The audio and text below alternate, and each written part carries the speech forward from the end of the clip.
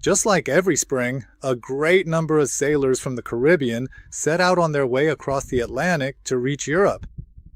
The departure time is of really great importance here.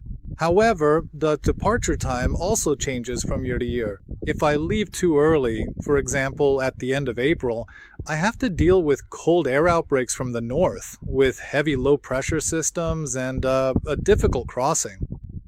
If I leave too late, I might have to deal with the beginning of the tropical cyclone season.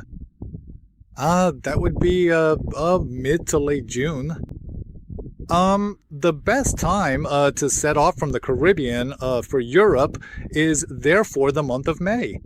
In the month of May, due to the intertropical convergence zone, which has then moved north, the Azores High has established itself. It is then in place, namely near the Azores, and I can use the northern flank with westerly winds.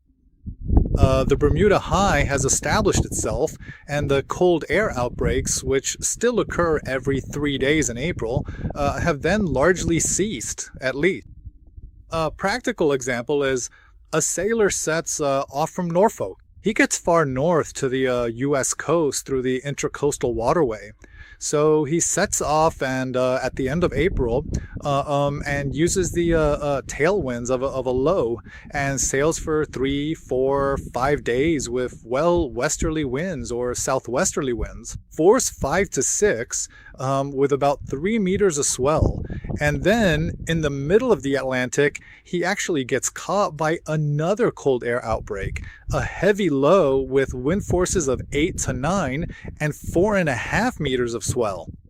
Of course, that's not supposed to happen like that, but clearly a consequence of setting off too early.